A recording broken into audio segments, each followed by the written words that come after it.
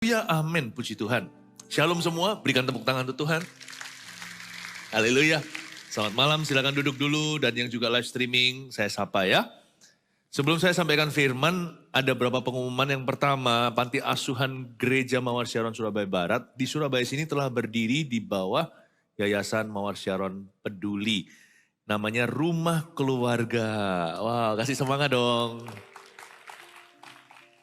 Ini Panti Asuhan. Dan kalau Anda lihat slide berikutnya, ini adalah tempat-tempatnya, itu foto ya, di belakang gambar. Lalu lanjut, ini dapurnya, lalu habis itu ada tempat tidurnya. Tapi kita perlu punya anak-anaknya. Siapa saja yang bisa kita jaga di dalam ministry ini, ya, syarat penerimaan anak sebagai berikut, laki-laki atau perempuan, bisa dua-dua, Kristen, usia sampai 13, yatim piatu, dan tidak ada cacat fisik maupun mental yang sekarang sementara kami sanggupi. Coba kalau Anda menemukan seseorang yang tepat, kalau Anda tahu seseorang yang membutuhkan, Anda bisa hubungi kami. Ya, puji Tuhan. Senang sekali akhirnya kita ada panti asuhan loh yang kita bisa didik anak-anak di sana ya. Puji Tuhan ya. Siapa di sini yang senang juga mendengar kabar ini, kita sekali lagi berikan semangat untuk Rumah Keluarga. Praise the Lord, puji Tuhan. Hari Kamis nanti bawa jiwa, bawa hatimu sendiri juga. Sekalipun kita sudah berbahasa roh atau berbahasa lidah, kita perlu di-refresh lagi. Apalagi yang belum pernah mengalami baptisan Roh Kudus atau kepenuhan Roh Kudus, mari kita jadikan Kamis besok ini yang namanya ibadah kenaikan menjadi momen Pentakosta. Ya, menjadi pencurahan. Kita biarkan tidak apa-apa, sesuai tradisi, we are 10 days early, 10 hari lebih awal. Setelah kenaikan Tuhan Yesus kan 10 hari kemudian pencurahan. Tapi kita curahan dulu hari Kamis ini ya. Kita KKR Baptisan Roh Kudus, mari kita sama-sama membawa banyak jiwa datang ke hadapan Tuhan. Seharian ini saya bicara tentang keluarga, maka diberi tema seri keluarga. Kalau ini adalah ibadah pertama Anda hari Minggu ini, ibadah ke-1, Anda sudah ketinggalan sejagat raya. Mesti kejar ketinggalan Anda nanti waktu di YouTube. Zaman dulu sih Pustaka Raja Wali, beli CD, sekarang nggak perlu, semua for free. Tapi justru Anda harus inginkan. Semakin itu tersedia, semakin Anda harus tahu Tuhan memberikan itu cuma-cuma supaya tidak satu pun yang ketinggalan. Sepanjang hari topiknya berbeda-beda. Itu dia tadi tentang pernikahan, mendidik anak, hubungan menantu mertua, lalu bekerja, pentingnya kerja, ya, peran pekerjaan di dalam kehidupan rumah tangga, ya. Lalu sekarang kita soal Ayub. Mari kita buka sama-sama Ayub pasal yang pertama, judulnya Ayub, di doa ayahku, namaku disebut. Saya mau bicara khusus pada kaum pria, dan jikalau Anda bukan laki-laki, bukan kaum pria, yang perempuan maksudnya yang wanita, dengarkan firman ini untuk mendukung suamimu, untuk mendukung putramu, dan mendukung papamu. Ya, saya percaya semua firman itu bermata dua, jadi sekalipun di doa ayahku namaku disebut adalah temanya, pasti kena semua, pasti dapat sesuatu. Yang percaya katakan amin. Pasti kita mendapat sesuatu untuk kita.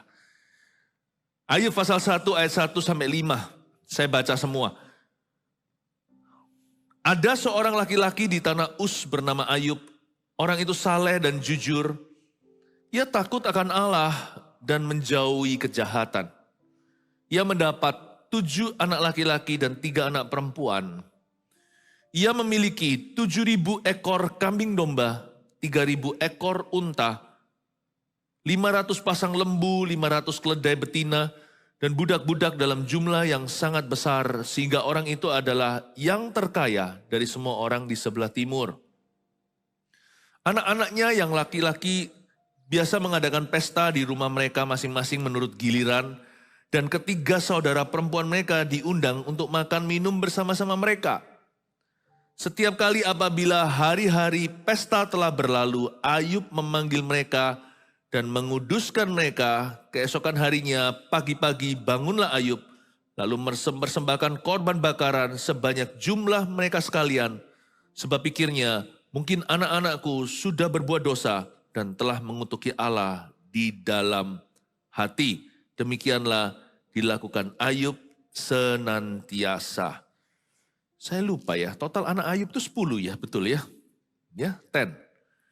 Jadi dia mempersembahkan itu 10 korban untuk Tuhan.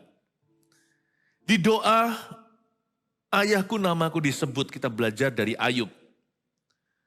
Lah, mari kita study tentang laki-laki.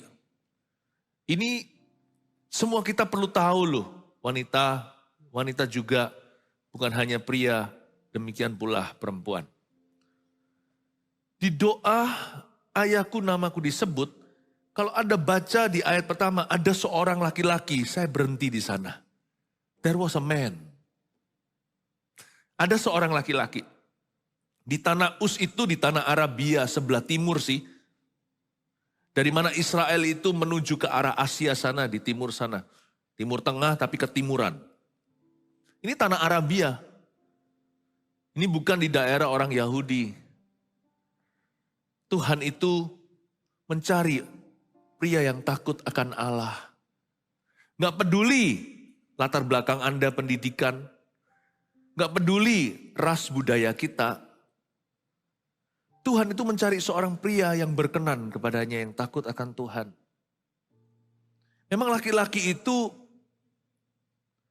laki-laki yang benar susah cari. Makanya kalau bisa dimultiplikasi di dalam gereja. Dengan amanat yang sama di Taman Eden, gereja bersatu dengan keluarga harus memproduksi pria-pria yang takut akan Tuhan. Di gereja lah, di hadirat Allah kita didaur ulang.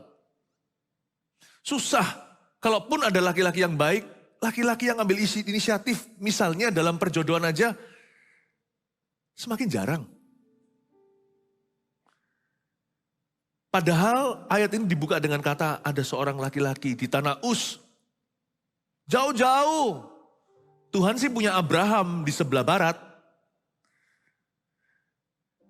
Di sononya, di tanah perjanjian, yang nantinya jadi tanah Kanaan yang nantinya jadi tanah perjanjian, Tuhan mengutus Abraham ya keluar dari kampung halaman untuk pergi sesuai tuntunan. Tapi di sebelah situnya lagi di tanah Arabia, ada orang yang kearap-arapan. Saya bisa bayangkan, Nuh itu kurang lebih seperti apa ya tampangnya. Ada seorang laki-laki di tanah Uz. Kita harus berdoa loh. Jadi keluarga yang punya anak cowok mesti harus special effort. Saya tidak mau seksis, tidak mau membedakan jenis kelamin atau gender. Kalau soal berharga dua-dua. Kalau soal potensi kedua-duanya. Tapi memang kalau anak laki sama anak perempuan ada perbedaan cara penanganan. Ya. Nanti kalau Anda baca lanjut-lanjut di sini, Anda semakin kita mengerti. Apalagi kalau coba saya referensi ke kitab Kejadian ya. Cowok itu gimana buatnya? Tuhan membentuk dia dari debu tanah. Cowok itu pembentukan. Perempuan seperti apa? Wanita itu dibangun oleh Tuhan lalu dibawanya kepada laki-laki. Ya. Coba ya, drop dulu diskriminasi.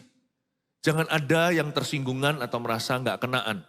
Ini bukan masalah tentang siapa lebih superior, siapa lebih canggih, siapa lebih inferior. Nggak begitu, nggak ada hubungannya. Cuman beda jenis. Sungguh-sungguh beda. Sekalipun sama-sama manusia, dua ini bedanya bumi langit. Makanya kita harus mengerti, kulkas sama lemari mana penting? Sama-sama pentingnya. Mama dan papa pilih mana? Dua-dua perlu saudara. Hanya beda aja unsurnya.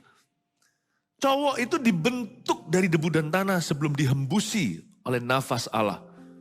Wanita dibangun dari barang yang sudah jadi tulang rusuk laki-laki itu. Jadi dibangun dari kekuatan pria, wanita itu tidak dibentuk oleh Tuhan tapi dibangun dengan sudah ada. Boleh dikatakan anak perempuan dari kecil itu udah jadi. Dia gak perlu dibentuk lagi. Dia hanya perlu dibangun di atasnya. Pastikan setelah itu diarahkan. Kalau laki-laki diarahkan saja nggak cukup loh. Coba kalau anak cewek ya, ini bukan pukul rata ya, ini semua pengetahuan umum, tapi tentunya ada perkecualian. Enggak loh Pastor Philip, enggak sepenuhnya benar. Saya coba jelaskan psikologi manusia dulu, psikisnya. Tapi nanti saya tetap akan berpusat pada kebenaran yang absah. Oke, ngomong soal pria dan wanita. Anak cewek, lari sedikit, hati-hati ya nak. Oke ma. Anak cowok, lari, hati-hati ya nak. Duer. Nah, baru sadar, besok gitu lagi. Gak sama. Yang satu tinggal diarahkan, hati-hati noni. Yang cowok harus dibentuk. Makanya pembentukan leader laki-laki di dalam keluarga itu sangat krusial, sangat penting sekali. Jangan sampai kalau kita punya anak lalu lihat anak cowok, aduh alamak. Enggak loh ya, itu berkat. Orang kuno itu ada benarnya. Dapat anak cowok itu dapat berkat. Tapi yang salah adalah mereka kutuki anak perempuan. Rasa, loh kok wanita? Jangan. Bagi Tuhan tak ada perbedaan. Semuanya berharga, amin. Cuman kita harus mengerti.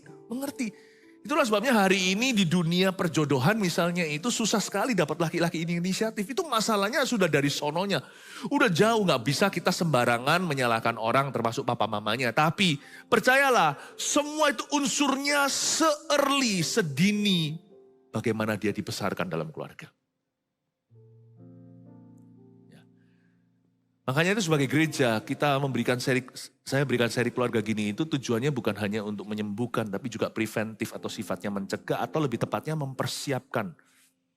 Dari sekarang ini mulai mempersiapkan anak-anak muda. Kami mulai ajarkan, jadi kita harus bekerja sama. Sebenarnya apa yang terjadi di luar sana itu akibat karena ada kurangnya pewahyuan maka liarlah rakyat. Di mana tidak ada wahyu, di situ tidak ada arahan. Bapak ibu saudara, ada seorang laki-laki di tanah Uz. Bernama Ayub. Dan kali ini laki ini beda. Orang itu saleh. Dan jujur. Bedanya saleh dan jujur itu apa? Jujur itu moral.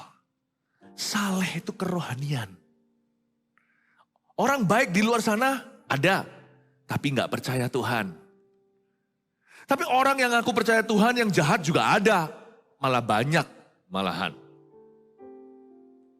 Kalau kita ketemu orang yang rohani nan baik. Baik plus rohani. Cintakan Tuhan. Kemana kita cari apalagi laki-laki. Ia takut akan Allah dan menjauhi kejahatan. Definisi takut akan Tuhan itu bukanlah ekspresi menyembah. Itu adalah keindahan. Itu adalah kehausan. Tetapi kalau kita mau tahu secara objektif, apa itu takut akan Allah? Takut akan Tuhan, ialah menjauhi kejahatan. Ini anak kembar Siam. Jangan ngaku-ngaku takut akan Tuhan, kalau hidupnya masih sengaja berbuat dosa. Jangan ngaku-ngaku takut akan Allah, kalau sengaja melanggar perintahnya. Jangan ngaku-ngaku takut akan Tuhan, hidupnya jahat sama orang. Tapi orang yang hidup dalam perintah-perintahnya. Orang yang menjauhi kejahatan, menjauhi dosa. Dia gak usah ngomong apa-apa aja, dia berbicara dengan keras, lugas, dan tegas. Aku orang yang takut akan Tuhan. Ya. Jadi Bapak Ibu Saudara mari kita mengerti dulu definisi takut akan Allah itu sama dengan menjauhi kejahatan. Jangan takut orang melabel Anda apa. Asal Anda hidup benar di hadapan Tuhan. Tuhan yang bela. Tapi jangan ngaku-ngaku takut akan Allah. Koreksi aja hidupmu. Hiduplah sungguh-sungguh udah. Percayakan Tuhan yang menilai kita. Alright? Jadi saya gak terlalu gubris tentang takut akan Allahnya. Itu biar Tuhan yang komentar. Saya hanya menggubris bagian menjauhi kejahatan. Saya pastikan bahwa saya berada di kategori ini. Sedikit menjelaskan sifat seorang laki-laki di tanah Uz yang namanya Ayub. Saya mendapatkan bahwa Tuhan di ayat pertama ini gak usah lanjut ke ayat 2. Saya merasakan Tuhan tuh bangga Seperti ketemu harta karun pada Tuhan itu punya segala sesuatu. Bisa rasakan enggak ayat pertama itu Tuhan bangga ada seorang laki-laki. Ada loh seorang laki-laki. You sudah tahu enggak? Itu pria di tanah Uz. Kenal enggak sama Ayub di tanah Arabia? Ada sebuah kebanggaan waktu laki-laki itu jadi. Itulah sebabnya poin nomor 1, tuliskan dulu. Tak terhingga nilai seorang pria yang takut akan Allah dan berdoa. Mari kita pahami satu doktrin tentang pria yang sederhana. Mari kita sadari teologia soal laki-laki yang simpel saja. Tak terhingga nilai atau tak ternilai harga seorang pria yang takut akan Allah dan berdoa. Makanya kalau yang bujangan di sini anak muda, jangan terburu-buru pacaran. Toh papa mamanya yang perempuan tidak akan izinkan Anda langsung menikahi dia wong Anda masih umur 16. Tenang aja. Kalau perempuan itu gampang dipacari, maafkan bahasa saya, dia nggak layak untuk Anda. Kalau Anda bisa respect hidupmu sendiri, hai pria atau laki-laki yang bujangan, apalagi yang masih di bangku sekolah, kalau Anda respect dirimu sendiri, Anda tidak akan khawatir dia akan diambil sama temanmu. Kalau dia gampang pacaran, nggak perlu Anda jaga. Orang gitu cepat lambat akan ucul dari dirimu, akan lepas. Nih, tak jelaskan dulu. Kayaknya poin pertama simple, tak terhingga nilai seorang pria yang takut akan Allah. Tapi ini juga ajari kita, kaum laki-laki yang masih akil balik baru pertumbuhan dari anak kecil jadi dewasa, that you should respect yourself. The way God honors, bagaimana Tuhan menghargai ciptaannya yang paling mulia, yaitu Anda dan saya. Saya tidak takut, kalau memang bukan waktuku, tenang aja. Lakon menang belakang, si dia bisa dikejar sini sana, tapi kalau saya benahi nanti, I will be the most expensive one. Karena yang lainnya hanyalah seperti, maaf lagi sekali lagi, anjing kalau musim kawin, coba lihat kalau Anda punya anjing betina, anjing yang cowok semuanya, pejantan semua udah ngumpul, anjing geladak liar itu di depan pagar Anda, ngendus-ngendus, mereka berantem di antara mereka. Ya kan? Kalau seumpamanya seorang laki-laki di usia remaja hanya mikirnya pacaran atau cinta, tenang aja, dia nggak bisa jadi anjing ras. Anda aja ngeras dirimu, bukan keras hati. Anda berbenah diri, udah tenang aja. Nanti tiba-tiba yang muncul di depan itu membuat pudar semua anjing-anjing yang lain. Karena ketika Anda datang, langsung Mufasa. Beda breed. Nah, saya khawatir. Sekarang itu bukan waktunya saingan dapat pacar kalau yang muda. Sekarang waktunya saingan jadi juara. Now is the time. Ini bukan dari firman ya. If you're successful, you're always handsome, kata orang. Kalau Anda sukses, Anda selalu ganteng. Makanya itu, orang tua yang punya anak cowok harus ajari anaknya untuk sabar-sabar. Bicara sama mereka tentang value, tentang nilai. Ajari mereka tentang harga diri yang kita bisa temukan dalam Tuhan. Harga diri kita itu sesuai dengan firman. Bukan apa pikiran kita atau pikiran orang lain. Tapi apa yang Tuhan katakan tentang hidup kita. Nah yang perempuan, anak-anak muda. Yang perempuan, anak-anak remaja yang wanita. Gak usah cepet-cepet. Sekarang Anda kalau masih umur 15-16, gak akan kelihatan gak? Semua produk yang di sekelilingmu sebaya itu, semuanya belum jadi. Jadi ngapain beri hati? Semua belum jadi, karena laki perlu dibentuk. Bukan dibangun, kalau bangun itu cepet. Coba ya yang lama, rumah itu lama apa? Fondasi kan? Terus setelah bangun semuanya, tek dibangun itu kan tinggal langsung naik. Cewek itu udah jadi, tinggal diarahkan. Diberikan visi dan ketemu dengan nanti yang tepat. Makanya itu lihat ya, perempuan sama-sama umur 13, Yang cowok masih lucu, yang cewek sudah tinggi. Tapi tunggu 5 tahun lagi, gak usah jauh-jauh. 3 tahun aja, dibalap. Tapi kebanyakan waktu dibalap jadi orang dewasa, ternyata masih boy inside. Ternyata belum matang. Pernahkah Anda makan daging yang belum matang di grill, cuman luarnya aja kelihatan belang-belang? Pernahkah Anda masak sesuatu kelihatannya udah bagus, ternyata dimakan aduh gak matang? Banyakan laki-laki pria itu dewasa badannya. Suaranya pun mulai berubah. Mulai cukur juga. Tapi dalamnya sini masih diaperan. Itu saya sebut sebagai salah memasaknya lewat waktunya. Itulah sebabnya kalau anak-anak perempuan di usia tertentu gak usah khawatir untuk jatuh cinta dulu. Bangun hidupmu di atas dasar takut akan Allah. Belajar bahagia tanpa cowok dulu.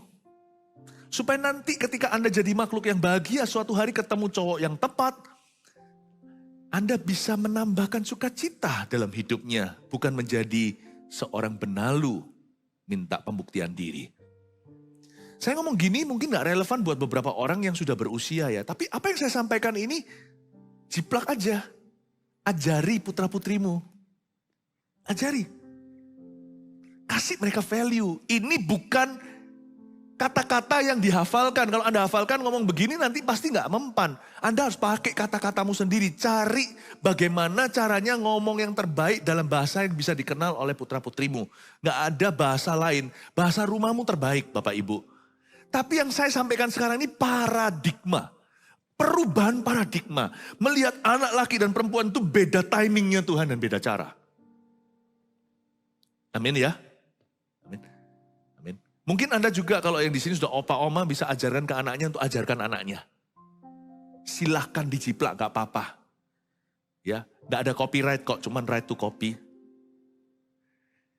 Tapi kalau yang muda-muda, yang anak, yang perempuan, aduhlah nggak usah, bingung. Si ini keren. Tapi kalau Allah celikan matanya mungkin masih diaperan. Jangan keburu jatuh cinta dan berikan hati. Nanti Anda kira yang itu kutu buku. Nggak tentu nanti setelah itu matanya dilasik. Nggak kacamataan tebal kayak gitu atau ganti model kacamatanya. Badannya kekar waktu itu ternyata yang Anda kira kutu bungku ganteng sekali. Yang ganteng sekali ternyata cuman begitu akhirnya. Anda pasti akan salah investasi kalau too early. Tanah properti silakan investasi. Jodoh nggak bisa investasi dini. Anda harus cari kerajaan sorga dan kebenarannya. Baru nanti akan kelihatan. Nangkap ini ya, kenapa cowok dan cewek itu beda di usia tertentu kayak dibalap lalu dibalap lagi. Laki-laki dibentuk, perempuan itu dijadikan sama Tuhan. Ya.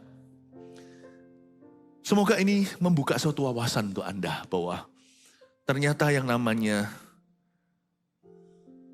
seorang pria yang takut akan Allah serta berdoa itu tak terhingga. Makanya kalau sampai di rumah tangga seseorang itu ada kepala keluarga yang takut akan Allah dan berdoa, my goodness, you are the happiest home. Barang langka mana cari? Orang kira barang langka itu yang punya nilai koleksi, seperti mobil tertentu, mobil mewah. Wah, satu-satunya. Seperti benda-benda tertentu, yang benda-benda yang ada tulisan nomor serinya. Tahukah yang lebih langka daripada itu? Yang berseri papa yang takut akan Allah. Husband, suami yang takut akan Tuhan. Dan yang berdoa lagi itu gak terhingga. Tak terhingga. Laki-laki yang bisa berdoa dan membangun hidup doanya. Itu adalah aset keluarga yang termahal. Atau lebih tepatnya, itulah vaksin terhadap setan yang paling mempan dalam setiap family. We must raise fathers. Tugas saya berat Bapak Ibu Saudara. Karena saya harus babysit anak orang. Sebagian anak orang kalau masih kecil di Eagle Kids gampang. Tapi kadang-kadang saya harus babysit. Kami harus babysit anak orang yang sudah gerang. Usianya lebih tua bahkan dari kami. Tapi masih emosian. masih berantem soal hal-hal yang sama sekali tidak prinsip. Jadi tugasnya gereja itu gede sekali, tapi goal kami sama dengan kerinduan Anda, membangkitkan fathers. Karena garis terdepan masyarakat itu bukanlah gereja Tuhan, tapi keluarga. Fathers. Ya, karena itu kalau di sini ada ayahnya yang masih comot-camit, kalau masih compang-camping kerohaniannya, tapi berusaha. Anda tidak boleh sebagai istri atau anak kritiki, harus disemangati di sisi satunya sana, seperti seolah-olah beliau berlari dalam gelanggang.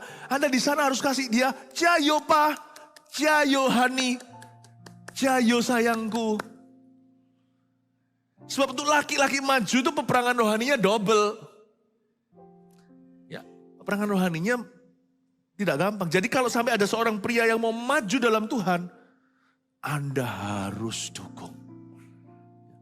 Jangan bilang, "Papa ini apa sih pelayanan?" Jangan gitu. Ya, kalau dia tidak melakukan tanggung jawabnya sebagai kepala keluarga, lain cerita ya. Itu pelayanan bisa jadi pelarian, gak boleh itu. Saya tadi di ibadah sebelumnya saya jelaskan, don't run. Tapi kalau semua tanggung jawab sudah dilakukan, kalau sekarang itu sudah zamannya istri-istri kalah rohani loh, aneh loh. Zaman dulu, istri-istri lebih rohani dulu. Cowok-cowok itu jarang di gereja. Tapi sekarang beda nih, apalagi yang saya lihat fenomena di Indonesia, laki-laki cari Tuhan. Malah sekarang, ibu-ibunya arisan. Gak ada salah dengan arisan. Tapi habis itu compare-compare, banding-banding suami dengan suami orang. Lalu habis itu ngeroweng bisa mengomel melulu dan berkata, "Ayolah Pak, kamu ginilah, jangan teruslah pelayanan asyir berapa kali, itu gimana ini, mau berapa kali ibadah kok ditambahin terus segalanya."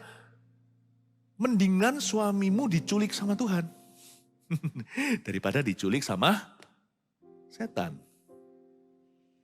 Belajarlah berbagi suami dengan Tuhan karena tidak pernah rugi, karena suami dikembalikan sebagai suami yang berdoa.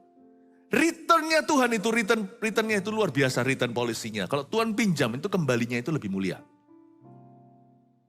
Ya, amin Bapak Ibu Saudara. Itulah spirit rohnya pelayanan yang benar. Karena itu tidak terhingga loh. Nilai seorang pria yang takut akan Allah dan berdoa itu tak terhingga nilainya. Mari kita sekarang lihat poin kedua saya kasih dulu ya. Kan Ayub ini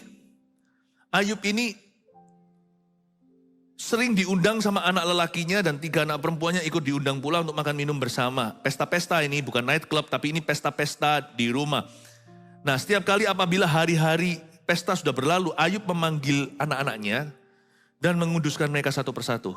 Keesokan harinya pagi-pagi bangun Ayub lalu mempersembahkan korban. Dikuduskan malamnya, paginya diberikan korban. Alright, nomor 2, tuliskan. Di doa ayahku namaku disebut. Ayah adalah imam yang menanamkan nilai dalam keluarga. Oke, sekarang saya bicara kepada bapak-bapak di tempat ini.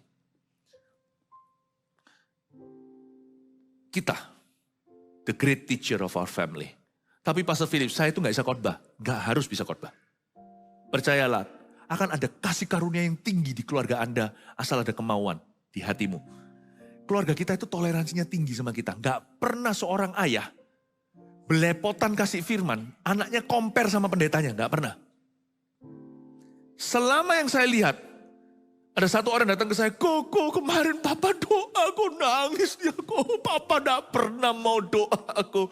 Kemarin waktu kita perkumpulan keluarga, papa doa, nangis dia." Saya yakin bukan karena doanya bagus. Saya doa bagus saja gak bisa buat dia nangis tuh, dia jemaat saya. Tapi papanya doa, toleransi tinggi. Sama sekali buta performa di mata anak-anaknya. Dia melihat bahwa papanya berfungsi, itu kayak mimpi.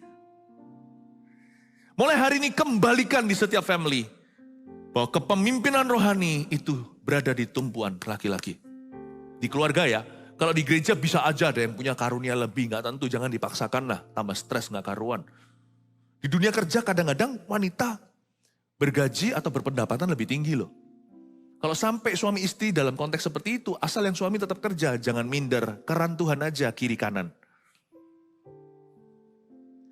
Tapi dalam rumah udah jelas sekali. Sekalipun mama bisa fasih lidah, perlu ngerem ibu. Nah, kapan suaminya bisa maju kalau yang mamanya itu terus dominan? Apalagi di depan anak. There are times you need to stop yourself. Sekalipun Anda pengkhotbah di CG. Anda perlu tarik diri, kasih papa bicara, doa. Jangan buat papa uncomfortable atau buat papa tidak comfort atau tidak nyaman waktu berdoa di depan keluarganya. Kalau KKR biar pendeta aja.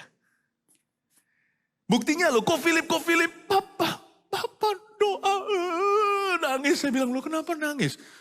Ada beberapa opsi, multiple choice. Satu, papanya doanya sangat jeleknya sampai anaknya nangis. Gak ngerti papa doa apa. Bukanlah, karena dia terharu, terhenyak, terjamah. Papaku, Bapak Ibu Saudara, ayah adalah imam. Imam itu berdoa, yang menanamkan nilai dalam keluarga.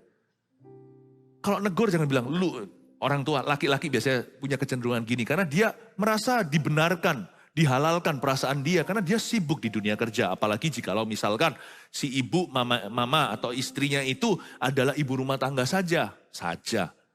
Gak gampang jadi ibu rumah tangga, itu pekerjaan full time yang gak dibayar. Gak ada orang sanggup membayarnya. Tapi laki-laki, semua pria pasti punya feelingnya sama. Aku udah kerja banting tulang kok. Atur rumah gak becus, gak bisa. Mungkin gitu kritik istrinya. Ya kamu didik anak. Nah, hari ini di dalam gereja diluruskan. Pendidik anak nomor 1 itu daddy. Waduh Pak, saya gak tahu. Kalau tahu gini saya gak kawin. Ya tertelat Bapak Ibu. Kalau Anda sudah ngambil gelar itu, yaitu sebagai suami, ya otomatis it's on your shoulder. Menjadi pendidik utama bukan berarti yang paling ngoceh ya. Tapi menjadi yang foremost. Menjadi the first. Menjadi yang pertama. Jadi misalnya, jangan biarkan mama yang datang terus ngomong sesuatu sama anaknya. Tapi papa yang crack the shell atau yang meretakkan kulitnya. Papa yang bicara. Bukan dengan marah-marah. Hati-hati kata Efesus diperingatkan dengan sangat jelas sekali. Jangan bangkitkan amarah. Hai ayah, bukan hai ibu. Gak ada orang lebih bakat membangkitkan amarah di dalam diri anaknya, membuat anaknya kepahitan seperti seorang laki-laki yang tidak berfungsi sebagai seorang ayah. Jangan bilang, itu loh. Ajar dong anakmu. Lucu, kalau pas baik-baik anak kita, tapi ketika anaknya nakal, anak lu. Jangan salah loh. Kita kalau melihat sesuatu yang salah, kita yang introspeksi sebagai papa, kita yang turun tangan dulu, mama bisa continue atau bisa follow up, menjelaskan detil-detilnya karena wanita itu biasanya lebih detail. Tapi papa harus main, yang utama, foremost, yang pertama, yang first. Makanya itu seorang penanam nilai firman dalam keluarga itu adalah ayah. Ayahlah yang akan meniupkan serulingnya ketika anak berbuat salah. Nah, this is wrong. Ayah yang mengarahkan karena dia direktur keluarganya, mama manajernya. Mama manage everything tapi papa adalah direkturnya. Direction of a family belongs to the father. Itulah sebabnya saya sarankan laki-laki yang bujangan, selesaikan Alkitab. Karena nanti ya percaya nggak, Anda akan sangat butuhkan. Baik itu sebagai tongkat, gada atau rotan, you butuh firman. Nanti sebagai orang tua, sebagai papa, nggak susah kok terus terang kalau Anda siap. Sama dengan orang kalau mau maraton lari gitu, kalau dia setiap hari sudah jogging, nggak akan susah. Nggak akan mengalami kesulitan. Tapi kalau kita zero persiapan, ternyata kita menikah karena cinta, kita baru sadar karena pernikahan itu rohani. Marriage itu very spiritual. Dan kita nggak ready spirituality, kita nggak siap kerohanian. Nah celaka waktu itu kita akan amburadul, segala sesuatu akan kewalahan. Makanya saya sarankan kalau Anda udah kenal Tuhan 1 tahun aja udah cukup waktu, selesaikan firman, khususnya yang cowok. Baca Alkitab Kejadian sampai Wahyu bukan berarti jadi ahli Taurat. Tapi isi dirimu dengan peluru. Karena semua itu akan berguna bagimu. Suatu hari kelak Anda akan mencari Tuhan untuk dirimu. Dan Anda harus mencari Tuhan untuk putra-putrimu. Berbahagialah seorang pria yang takut akan Tuhan. Yang siang malam merenungkan firman apa saja yang diperbuatnya berhasil. tidak layu daunnya, berbuah pada musimnya, yang ditanam seperti pohon di tepi aliran air. Blessed is the man, dalam bahasa Indonesia berbahagialah orang. Dalam bahasa Inggrisnya, bahkan di aslinya itu blessed is the man. Cewek iya tentunya, Tuhan tuh gak pernah pilih kasih. Tapi Tuhan tuh selalu sebut pemimpinnya. Selalu sebut pemimpinnya. Ya, misalnya kalau kita punya anak perempuan gak pulang rumah jam 11:30 malam. Pergi sama pacar misalnya. Saya gak akan telepon putri saya akan telepon pacarnya. Hey, di mana? Because I respect the leader. Tapi juga I jewer the leader. Paham maksud saya Bapak Ibu? Makanya itu laki-laki yang di sini belum menikah, bujangan di bangku sekolah, selesaikan tuh firman. Baca penting sekali. Kalau enggak ya nanti clean Bible of yours means dirty life. Dirty Bible, clean life. Tergantung mau Alkitabnya yang bersih, masih disampul begitu, dilaminating lagi gak bisa dibuka sama sekali. Hidupmu akan kotor. Tapi kalau Alkitabmu kotor, aduh. Ya, sekalipun dijaga kebersihan, apa boleh buat kalau Alkitab ini sudah sama saya puluhan belasan tahun ya, pasti akhirnya jadi hancur. Kemarin pada waktu kita syuting di Israel lucu, waktu di NGD, yang kemarin itu tayang. Gak tahu sempat yang nonton tahu gak, kalau Anda jeli lihat, waktu angin berembus, salah satu halamannya itu kencang. Ya, ternyata saya cek Kejadian pasal 47 yang terbang. Di NGD ada Kejadian 47 terbang. Dari halaman Alkitabku, ditemukan oleh kru, lalu dibawa kembali ke saya. Puji Tuhan, Alkitab saya gak ompong. Sekalipun Anda jaga pun, kalau Alkitab Anda pakai, pasti cepat lama akan usang. Tapi puji Tuhan, hidupku tidak usang karena Alkitabku yang usang. Hidupku diperbaharui karenanya, haleluya. Baca tuh. Saya barusan memberikan pada anak kecil, anak bungsu kami, saya berikan my Bible, personal Bible. Saya barusan aja baca beberapa, udah coret-coret. Alkitab studi saya lagi, bukan yang ini, Alkitab khotbah. Saya punya Alkitab khotbah, saya punya Alkitab pribadi yang saya simpan semua profesi, nubuatan-nubuatan dari Allah. Saya punya Alkitab yang gonta-ganti setiap tahun. Wah, saya isi terus karena saya laki-laki. Nafasku itu dari Roh Kudus. Dulu waktu diciptakan, nenek moyangku pertama Adam, itu waktu dibentuk, dia gak hidup kecuali dihembusi. That's the spirit of truth. Saya gak hidup, saya gak bisa mimpin, kalau bukan karena hembusan nafas Allah lewat firman dan Roh Kudusnya. Saya kasih anak saya, ini untuk kamu. Lalu saya tarik kembali karena Alkitab baru lebih bagus dengan semua penjelasan ada di situ. Wah, saya tarik kembali. Saya tarik kembali tahu apa? Setelah saya tarik kembali, saya buka Alkitab saya, ada coretan anak saya sekarang. Ada warna gini sampai mana, saya gak tega. Masa saya rebut anak saya, waktu saya lihat di halaman depan, waktu saya kasihkan Alkitab saya secara temporal itu. Saya sempat tuliskan, this is for you. For God's truth and for English, saya tulis demi kebenaran Tuhan dan demi Inggrismu. Bahasa Inggrismu, saya kasih Alkitab Inggris. Aduh, masa saya ambil, saya kembalikan ke dia. Kembalikan ke dia saya senang. Masa gak bisa ngalah sama anak. Tapi saya juga sedih karena Alkitab itu sudah setengah jalan saya mau. Sudah coret-coret. Udah, gak apa-apa. Papa ngasih anaknya kado terbaik. Saya forever, anak-anak saya harus tahu ya. Sampai kapan-kapan pun, gak tak kasih harta. Enggak ya. Pasti akan diperhatikan. Tapi my greatest gift to my children as a father will always be Bible every year. Saya janji sama diri saya sendiri. Mau mungkin warisan itu dari orang tua kan? Harta, persiapan segalanya, semua itu baik. Tapi ada satu hal yang saya janji sama diri saya sebagai seorang daddy. Saya akan terus dari waktu ke waktu ingat untuk memberi mereka Alkitab. Tiap tahun selesai saya ganti kasih Alkitab yang lain.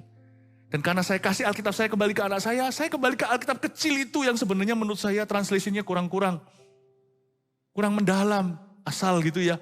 Ya oke sih, bagus untuk pemula, itu saya baca. Gak apa-apa. Tuhan kasih saya Alkitab. Tuhan tuh baik loh, Tuhan tuh selalu kasih peluru kepada penembak jitu. Tuhan tuh selalu kasih roti kepada orang yang bagi roti. Tuhan tuh selalu kasih benih kepada penabur.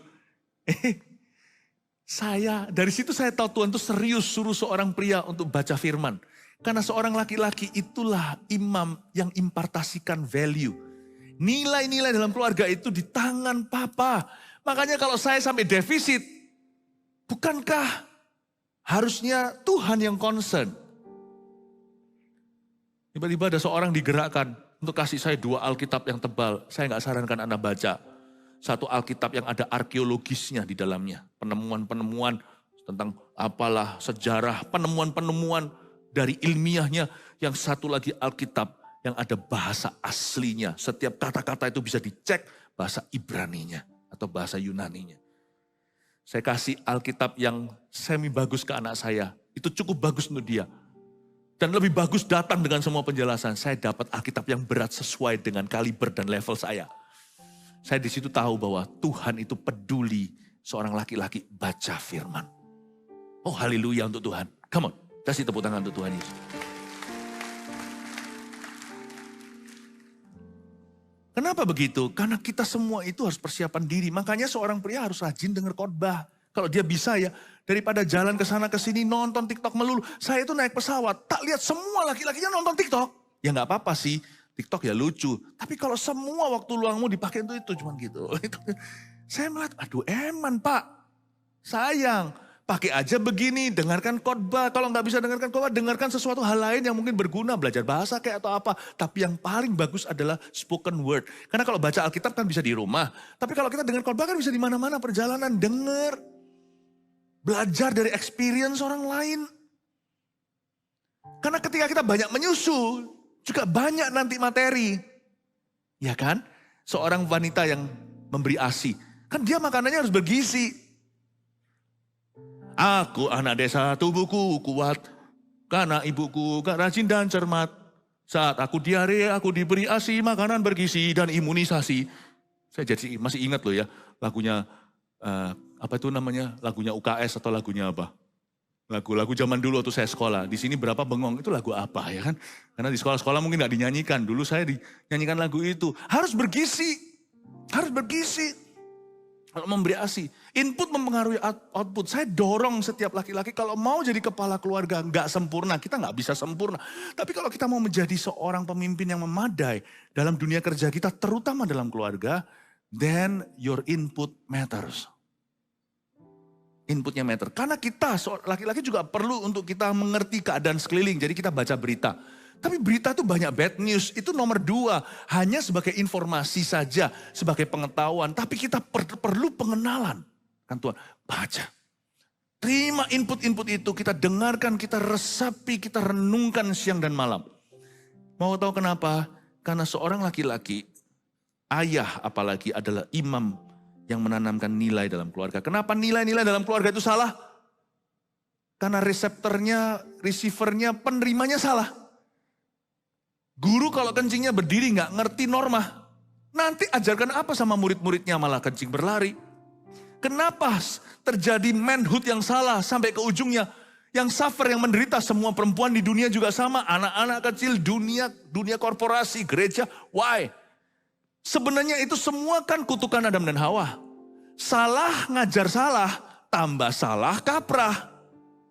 Gurunya nggak ngerti, kencing berdiri, murid kencing berlari. Jadi kalau mau memperbaiki, jangan buka les kencing. Kalau mau memperbaiki, perbaiki pengetahuan dan pengenalannya. Pengetahuan akan Tuhan itu mempengaruhi karyanya dalam kehidupan kita. Kita harus punya pengenalan akan Allah. Karena nanti kita yang duduk memberitahu pada anak, nak ini tangan kiri, ini tangan kanan. Supaya mereka jangan jadi seperti Niniwe. Prosperity, makmur, tapi tidak punya moral alias amoral. Bapak ibu saudara, perlu laki-laki setiap keluarga yang menjadi judge dan hakim dan berkata, nak this is not good. Ini tidak baik. Dan memberikan solusinya. Amin. Tapi gak berhenti di sana. Ayub bukan hanya memanggil mereka. Berarti Ayub ada bincang-bincang ya kan. Coba lihat ayat 5. Setiap kali apabila hari-hari pesta telah berlalu, Ayub memanggil mereka. Ayub panggil. Kalau dipanggil kan diajak ngobrol. Jadi ada exchanging sentences. Terjadi pertukaran pikiran dan kalimat. Di situ saya yakin Ayub sebagai teachernya. Diajari kalian tadi gimana, apa. dan menguduskan mereka. Menguduskan mereka dari dunia. Keesokan harinya pagi-pagi, bangunlah Ayub lalu mempersembahkan korban bakaran. Dia memanggil mereka dan menguduskan itu adalah tindakan untuk bercerita. Menguduskan di sini itu nggak tentu belum besok pagi dia baru pakai korban. Menguduskan itu ajak mereka ngobrol, arahkan, lalu setelah itu yaitu mengimpartasikan nilai-nilai kepada anak-anaknya. Keesokan harinya yaitu pagi hari dia baru mempersembahkan korban. Korban di sini simbolis hari ini di perjanjian baru. Doa syafaat. Poin nomor 3. Di doa ayahku namaku disebut. Tuliskan yang ketiga. Di doa seorang ayah, nama setiap anak harus disebutkan. Ayo, saya tantang. Di doa seorang ayah, nama setiap anak harus disebutkan. Saya yakin 100% tidak semua melakukan ini. Dan ini juga bukan keharusan, tapi saya berusaha untuk bisa menginspirasi hari ini. Belajar dari Ayub, keesokan harinya dia mempersembahkan korban bakaran, masing-masing sebanyak jumlah mereka sekalian. Kalau anaknya 10, dia persembahkan 10 kambing lah, domba lah, lembu, atau apapun juga. Satu-satu itu personalized. Jikalau barang-barang mahal, misalnya ada tas tertentu atau pena, itu bisa dipersonalize, digrafir nama yang punya. Wah, bangga loh. Saya pernah sekali ya diundang datang sebuah tempat. Saya nggak pernah tinggal di hotel begitu. Ya, mungkin kalau saya pergi sendiri ya nggak di hotel begitulah, terlalu gimana, terlalu mewah. Tapi saya diundang orang ya sudah, saya datang. Waktu itu kebetulan waktu saya masuk ke ruangan itu, wow, semua itu ditulis. Itu suratnya, semuanya itu nama saya dan istri saya. Kok bisa ada hotel gini? Wow, saya nggak sebut nama. Tulis semua, penanya, ininya. Saya lupa, anduknya ditulis nggak ya juga ya, digrafir ya kan, semua udah booking in advance. Wow, kita senang sebagai customer. Bayangin Tuhan itu gimana menerima doa Anda. Ketika Anda personalize. Apalagi untuk anak sendiri. Di doa seorang ayah. Coba sebutkan anaknya. Ini ada 10 aja disebut satu persatu loh. Kita cuman berapa? 4? 4 pun jarang orang punya anak 4, 5 sekarang. 1, 2, 3? Sebut dong. Disebut. Mengapa? Ayah harus jadi seorang imam yang mengimpartasikan nilai, tapi ayah harus jadi seorang pendoa syafaat yang serius. Serius. Doa itu rapat sama Tuhan. Nah kalau kita rapat kan nggak bisa, apalagi kalau kita adalah direksinya. Rapat kan kita perlu detil-detilnya, angka-angkanya. Nggak mungkin kan rapat itu asal-asalan, ya sudah pokoknya. Kalau kita rapat dunia aja begitu detil dan spesifik, apalagi rapat sama Tuhan. Saya tiap hari rapat sama Tuhan soal anak-anak saya, plus soal jemaat. Boleh saya buka rahasia, dengan ini saya selesai cara saya berdoa ya. Boleh ditiru, boleh, nggak ditiru nggak apa-apa. Tiru nggak perlu royalti untuk saya, toh saya juga diajari Tuhan. Oke, saya ajari, saya ajari kayak kedengarannya gimana. Saya nggak berani ajari Anda. Apalagi di sini ada yang jauh lebih tua. Izinkan saya sharing aja ya. Semoga itu bisa menjadi sebuah reminder lah minimal jikalau bukan pembelajaran. Cara berdoa, di doa seorang ayah, nama setiap anak harus disebutkan. Saya kasih contoh, sambil saya kasih contoh ini saya sungguhan berdoa boleh? Supaya bisa memberi Anda gambaran. Oke, saya punya 3 anak kan, Vanessa, Jeremy, Warren. Cara saya berdoa bagaimana? Begini ya, sebelum lebih lanjut. Doa saya terbagi simpel sekali. Dan kalau saya cicil installment setiap hari, 365 hari hasilnya aduhai loh. Orang itu gak usah sekali lari langsung nyeprin gitu, gak usah. Lari pelan-pelan, jogging lambat-lambat aja dulu, lama-lama jadi kuat. Tiap hari saya bagi kalau untuk anak saya itu doa begini. 1, saya sebut masing-masing nama mereka dan apa yang saya syukuri. 2, saya sebutkan 1 permohonan per hari untuk mereka. 3, saya berbahasa lidah untuk sekian lama. Karena yang pertama tadi saya syukuri, saya memulai dengan hati yang gembira. Masuk hadirat Allah dengan hati gembira itu paling mempan sama Tuhan. Tuhan gak suka orang bersungut-sungut soalnya. Malah gak masuk Kanaan. Gak bisa masuk ke perjanjian. Tuhan gak mau buat janji sama siapa-siapa yang suka ngomel. Yang kedua, kenapa saya naikkan permohonan? Karena pasti ada sebuah kebutuhan dan saya gak tahu kebutuhan mereka kan banyak. Kalau kita tanya sama orang ya, belajar apa tadi? Banyak, sebutkan satu, nggak bisa, berarti dia nggak belajar apa-apa. Kamu ketemu sama siapa aja teman-teman? Ya banyak, siapa aja? Ya nggak tahu banyak. Males ngomong begitu sama orang. Jangan banyak lah, saya tahu punya banyak kebutuhan. Sebutkan satu aja, dicicil 365 hari, setahun dapat hampir sipek loh permohonan kita sama Tuhan. Sebut satu. Lalu saya bahasa roh. Nah bahasa roh ini yang mengcover apa yang saya tidak tahu. Bahkan mungkin mereka menyembunyikan sesuatu. Nggak pernah sih, anak saya nggak pernah begitu, anak kami. Tapi kalau mereka menyembunyikan apa-apa, saya akan tahu. Karena bahasa roh itulah di areal unknown. Bahasa roh itulah skak membypass otak saya. Apa yang otak gak mampu doakan itu, roh doakan dengan inspirasi Tuhan. Nah itu hebat, itu hebat. Saya akan mendoakan hal-hal yang saya gak duga. Pernah gak Anda merasakan seperti sesuatu itu pernah terjadi atau bahasa Prancisnya déjà vu? Kayak ini kok pernah terjadi ya sebelumnya? Ya kadang-kadang itu hanyalah tipuan-tipuan perasaan. Tapi juga bisa ada waktunya itu seperti insting atau intuisi supra alami di dalam diri kita. Kita pernah mendoakan sesuatu waktu kejadian atau sebelumnya. Kita rasa kayak ini pernah terjadi ya, di mana ya, apa ya? Rasa familiar. Ya. Ternyata aku pernah lihat ini tanpa aku sadari dalam roh saya waktu berbahasa lidah. Jadi saya ulang ya, ini bukan 3 anak, lupakan dulu anak kita berapa terserah. Makanya Ayub ini kerjanya berat, 10 anak. Makanya kalau mau anak banyak harus siap doa banyak. 1, saya sebut apa yang saya syukuri. 2, saya sebut satu permohonan per anak. 3, saya bahasa lidah, masing-masing ada kuota. Kadang-kadang kalau saya kuotanya itu udah lewat, belum rasa srek ya saya terus. Tapi ada kalanya lebih sedikit, sudah rasa plong ya sudah. Nggak bisa, kalau bahasa lidah nggak bisa di logika. Bahasa lidah itu harus juga bergantung perasaan intuisi kita. Oke, saya sekarang coba sekarang. Anak saya ada 3, Vanessa, Jeremy, dan Warren. Tuhan Yesus, terima kasih untuk Vanessa.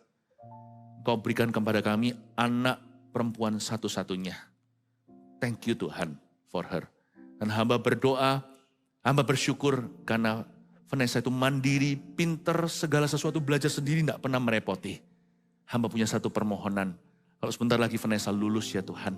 Hamba minta supaya Tuhan yang atur semua, baik itu future karirnya maupun future family-nya. Hamba minta supaya nanti waktu pulang kembali ke Indonesia tidak buang-buang waktu dan berputar-putar di padang gurun. Dalam nama Yesus, amin. Lalu saya berbahasa lidah. Yang tadi saya doa beneran loh, saya merem. Yang bahasa lidah saya nggak bisa buat di sini, itu urusan saya nanti sama Tuhan. Saya nggak pernah bahasa lidah untuk ilustrasi. Nangkep ya? Susah loh, lebih susah untuk bisa mengkompakkan kata-kata. Lebih gampang doa panjang, bener. Doa kayak orang Farisi bertele-tele itu lebih mudah. Tapi melatih otak kita dan nurani jiwa kita, roh kita semua terlatih kesedot ke sana. Waktu kita mencoba untuk doa pendek. Doa pendek. Tapi semua aspirasi kita tuh rasanya tersampaikan di sana. Baik itu dalam syukur maupun permohonan. Kalau saya bisa tak. Tadi doa gitu, ada nggak 5 menit? Nggak ada. Tapi bahasa roh saya lebih panjang. Karena mengcover yang saya tidak tahu dan saya tidak mengerti dan saya belum melihatnya hari ini. Tapi kalau doa tadi itu kan gampang kan? Coba sekarang anak kedua. Tuhan Yesus terima kasih untuk Jeremy. Terima kasih untuk anak yang begitu care sama papa mamanya. Yang punya hati gembala. Yang suka openi orang tua, bukan hanya kami tapi orang-orang tua di jemaat. Dan juga orang-orang tua yang ada di sekelilingnya selalu gandeng mereka dan selalu perhatikan. Thank you Tuhan. Hamba berdoa sebentar lagi akan sekolah kuliah, sekolah kependetaan. Hamba minta di dalam nama Yesus agar Tuhan mulai bukakan koneksi-koneksi. Sekalipun kalau dia ditaruh di pelosok mana di desa untuk bisa belajar teologi. Hamba minta engkau siapkan hati seorang hamba Tuhan yang tulus dan kudus. Kuasa datang nanti gak apa-apa. Tapi yang sekarang integritas dulu. Dalam nama Yesus. Amin. Berapa menit tadi? Bentar kan? Lalu saya bahasa roh. Oke lanjut ya ke anak ketiga ya. Hari ini saya izinkan Anda lihat saya doa. Sendirian maksudnya. Tuhan Yesus terima kasih untuk Warren. Seorang anak yang kau berikan di masa tanda kutip masa tua kami belum terlalu tua tetapi jarak jauh dari Koko dan Cece-nya. seorang anak yang baik dan penurut, yang mudah sekali kami merasa dekat. Pinter lagi. Dari semua itu yang paling berani. Thank you Tuhan, rasanya kita punya orang yang pandai di rumah kita. Tuhan terima kasih. Dan hamba-Mu minta kepadamu, kalau sekarang masih di bangku sekolah, masih jauh dari university, Tuhan jaga pergaulan supaya dia jangan berubah warna. Aku berdoa supaya dia tidak sekam atau tidak tunduk kepada tekanan orang-orang sekelilingnya. Baik hal-hal simpel seperti bicara bahasa kotor dan segalanya, dia gak boleh ikut-ikutan. Dan hamba berdoa supaya mulai Kau munculkan panggilan. Di samping dia sungguh-sungguh studi belajar. Aku berdoa supaya mulai muncul dan jelas kelihatan panggilan dan warna panggilannya. Dalam nama Yesus, amin. Sudah, saya kerja. Gampang kan? Saya bahasa roh. Sebentar itu. Coba bayangkan, syukur saya beda tiap hari. Permohonan saya beda setiap hari untuk mereka. Jangan heran suatu hari anak Anda datang ke Anda dan berkata, Papa, boleh nggak saya doakan? Loh, dapat keberanian dari mana? Ya gampang lah. Kita kalau kasih dia makanan, dia gendut. Kalau dia suruh olahraga, dia berotot. Kalau kita terus doakan untuk dia akan berdoa untuk kita. Doa itu nggak usah panjang. Lebih gampang soalnya panjang. Sungguhan lebih gampang. Doa makan. Tuhan, ini saya pura-pura saya nggak doa. Berdoa untuk ini supaya semuanya misionaris seluruh dunia disebut. Doa makan sampai ke Afrika. Ya gak apa-apa sih. Tapi harusnya doa itu harus follow up. Gak boleh basa-basi sama Tuhan. Mendingan kalau doa makan. Ya doa makan juga bisa aja bercanda gak apa-apa. Tapi doa makan juga harus realistis. Ya kan? Tuhan aku berdoa semua kolesterol pergi. Tuhan menjawab jenis ini gak bisa diusir kecuali doa dan puasa. Doa kita harus realistis supaya lama-lama orang tahu bahwa kita serius juga. Tuhan Yesus berkati makanan minuman kami dan pembicaraan kami. Terima kasih untuk rezeki yang Kau berikan bukan usaha kami. Berkati juga orang-orang yang melayani. Jangan lupakan mereka semua lihat di situ. Berkati supaya mereka pun tidak Kau lupakan. Dalam nama Yesus amin. Daripada misionaris jangan lupa pembantu sendiri. Jangan lupa waiternya. Itu lebih susah untuk doa itu kompaktis. Makanya orang berkata doa lama itu rohani. Salah, doa yang konsentrasi itu yang rohani. Ternyata 5 menit kali 3 untuk saya, 15 menit plus bahasa rohnya. Nggak sampai setengah jam udah selesai untuk anak, untuk keluarga. Gampang kan? Amin Bapak Ibu. 1, 2, 3 dengan ini saya selesai. Semoga ini berguna buat Anda. Di doa ayahku namaku disebut. Betapa hebatnya. Di doa ibuku namaku disebut itu ada lagunya. Tapi di doa mama juga berkuasa. Apalagi kalau di doa papanya. Makanya Ayub turun tangan sendiri. Pasti ada maksudnya kenapa Tuhan tulis di Alkitab. Di doa ayahku namaku disebut 1. Tak terhingga nilai seorang pria yang takut akan Allah dan yang bisa berdoa. 2. Ayah adalah imam yang menanamkan nilai dalam keluarga. 3. Di doa seorang ayah, nama setiap anak please disebutkan dengan contoh yang saya berikan tadi. God bless you. May your children be blessed. Biarkan hidupmu dan keluargamu diberkati oleh Tuhan. Haleluya. Mari kita berikan semangat kepada teman-teman kita dan pujian bagi Tuhan. Mari kita semua bangkit berdiri dan kita berdoa. Seharian ini. Puji Tuhan. Dari keluarga. Ku rindukan hanya Kau, Yesus. Nyatakan pribadimu dalam hidupku. Yang ku dambakan, yang ku dambakan menjadi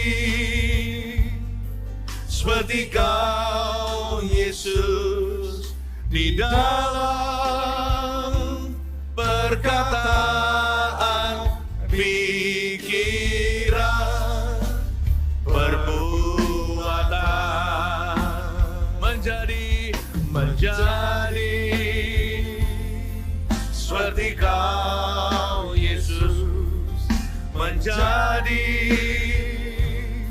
seperti Kau, Yesus, menjadi sempurna dalam seluruh hidupku. Menjadi seperti Kau Yesus, menjadi seperti Kau Yesus, menjadi